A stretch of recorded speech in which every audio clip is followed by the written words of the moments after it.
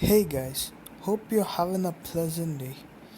Today's topic will be discussing about the various modes of nutrition, especially the saprotrophic mode of nutrition. Well, I'm Meldon and I'm an intern at Intellify. So let's get started. So, there are several modes of nutrition in plants.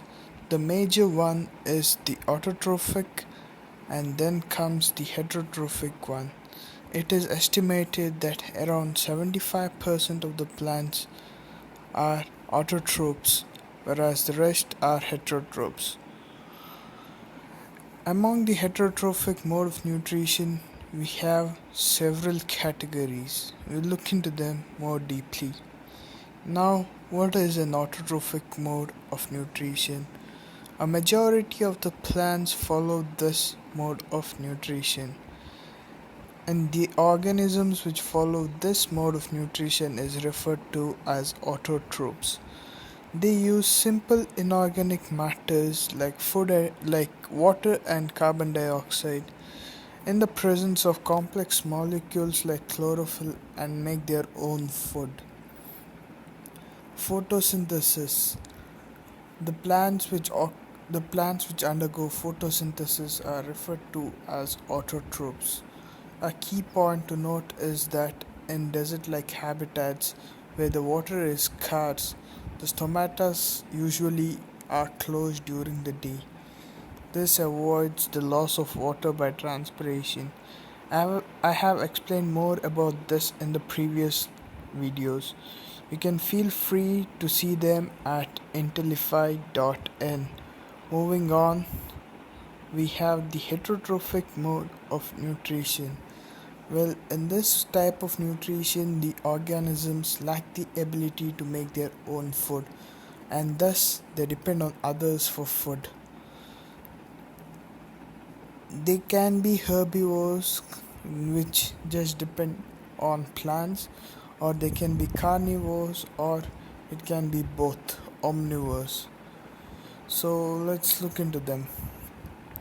And yeah, it is important to note that these heterotrophic mode of nutrition or the organisms which have this mode of nutrition are known as heterotrophs.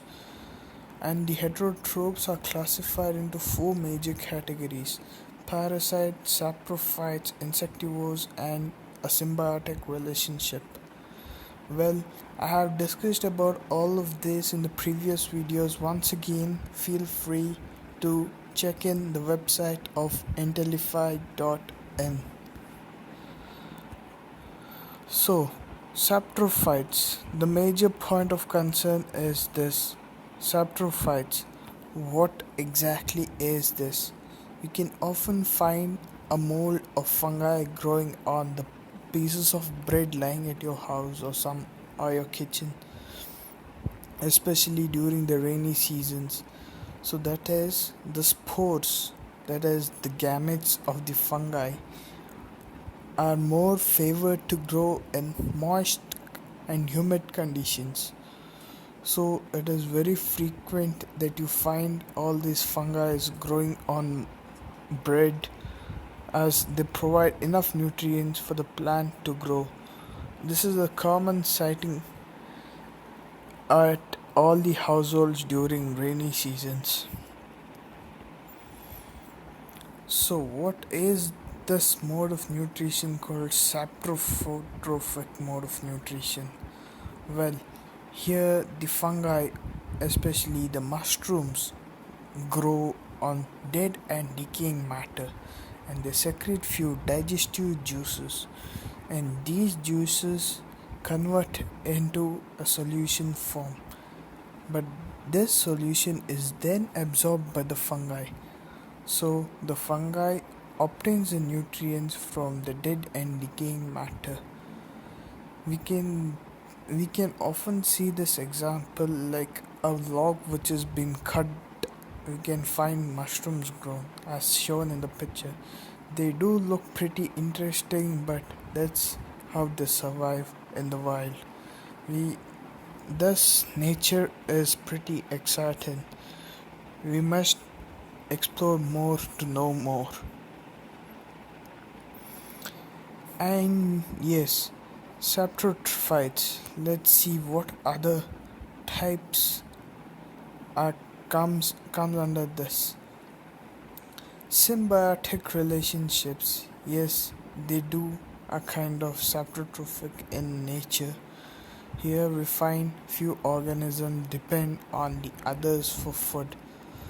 Rhizobium is the common example, but this is not included in the saprotrophic mode of nutrition, whereas in lichens and the mushrooms growing found on the roots of few plants can be concluded as the saprotrophic mode of nutrition. We can find that in lichens and algae and the fungi which grows together. So the algae which has chlorophyll produces food, and the fungi just absorbs the food from this freshly prepared from this algae, whereas in return the fungi helps the algae in absorbing water. This picture can be seen on the left bottom of the screen, whereas on the right hand of the screen we can find mushrooms growing on roots, especially the roots of few trees, whereas the mushrooms help in absorbing the water and the tree produces nutrients to these mushrooms. This is a classic example of a symbiotic relationship.